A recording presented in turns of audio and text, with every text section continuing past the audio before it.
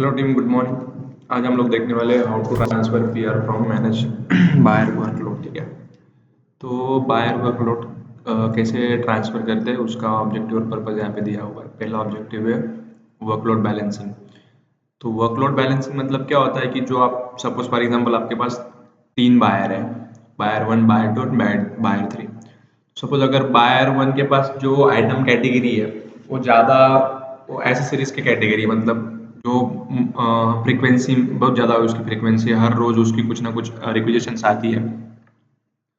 तो उस टाइम में हमने क्या होता है कि हमने जब बायर डिफाइन किए होते तो हमने उसके कैटेगरीज डिफाइन करी होती है कि पर्टिकुलर बायर ये कैटेगरी के आइटम बाय करेगा, पर्टिकुलर बायर ये आइटम कैटेगरी के आइटम बाय करेगा। तो इसमें क्या है कि जो पर्टिकुलर आइटम की जो रेगुलर बेसिस पे बहुत ज़्यादा डिमांड होती है, उसमें क्या है कि वो ओवरलोडेड हो जाता है।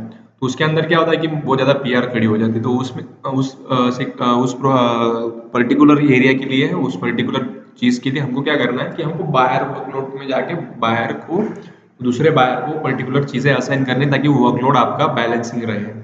ताकि अगर आप एक बायर वन अगर 100 पीआर पे काम कर रहा है और बायर टू अगर 50 पीआर पे ही काम कर रहा है, तो हम लोग उसको डिस्ट्रीब्यूट कर सकते हैं थोड़ी सी पीआर, ताकि वो वर्कलोड बैलेंसिंग रहे और आपका प्रोक्योरमेंट प्रोसेस प्रॉपर वे में रहे। Improve efficiency.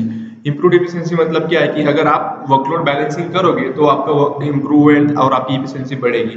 जहाँ पे आप 100 पीआर अगर अकेला बंदा कर रहे हैं तो उसको टाइम लगेगा, बट अगर 2 बंदे कर रहे हैं, 2 पर्सन कर रहे हैं, 2 बायर कर रहे हैं, then it will be helpful और it will be good for your efficiency. ठीक है, resource management. If you have a 3 resource and your 2 resource is free compared to buyer 1, okay, buyer 2 and buyer 3 is compared to buyer 1 is free। तो हम लोग क्या करेंगे, buyer 2 और buyer 3 को थोड़े बहुत पीआर अलोकेट करेंगे ताकि आपका रिसोर्स मैनेजमेंट प्रॉपर वे में रहे। ठीक है, यहाँ पे पर्पस भी दिया हुआ है। पर्पस में भी ऑप्टिमाइजिंग रिसोर्स है। रिसोर्स का वही मतलब, आप रिसोर्स को यूटिलाइज कर सकते हो प्रॉपर वे में, आप इफिशियंसी बढ़ा सकते हो, वो जो पीआर है वो असाइन कर सकते हो और आपका वर्कलोड कम कर सकते हो। Improving processing time. अगर जहाँ पे पर्टिकुलर बायर को अगर टाइम लग रहा है, अगर बायर मैनेज बायर वर्कलोड से अगर प्रॉपर पीआर असाइन कर रहा है, तो आपका जो प्रोसेस टाइम है वो आपका कम हो जाएगा, जो लीड टाइम है वो आपका कम हो जाएगा, जो पीआर टू पीओ में कन्वर्ट करने का है। ठीक है, तो ये हो गया ऑब्जेक्टिव और purpose. Now come to the application. भी यहाँ पे हमको जाना है PO super user PJS fill responsibility के अंदर। Then we can open the manage buyer workload form. यहाँ पे आपको दिख रहा है एक पर्टिकुलर फॉर्म। ये फॉर्म का नाम है फाइंड रिक्विजिशन लाइन्स। तो यहाँ पे अगर आपका बायर 2 है, आप बायर 2 हो, तो आपको बायर 2 का नाम डालना है। अगर आपके पास 100 रिक्विजिशन है फॉर एग्जाम्पल के लिए, और यहाँ पे आपको फाइंड करना है। यहाँ पे नहीं है, बायर 3 के लिए है। यस, बायर 3 के पास सपोज अभी इतने सारे रिक्वेजिशंस पड़ी हुई है। ठीक है, अभी बायर 2 को देखा हमने, बायर 2 के पास एक भी रिक्वेजिशन नहीं है। तो हम क्या करेंगे, इसमें से यहाँ पे सिलेक्ट करेंगे, यहाँ पे सिलेक्ट करेंगे, यहाँ पे सिलेक्ट करेंगे, यहाँ पे सिलेक्ट करेंगे, यहाँ पे ये जितनी भी सिलेक्ट कर रहे हैं हम लोग, 10 रिक्वेजिशन सिलेक्ट कर रहे हैं।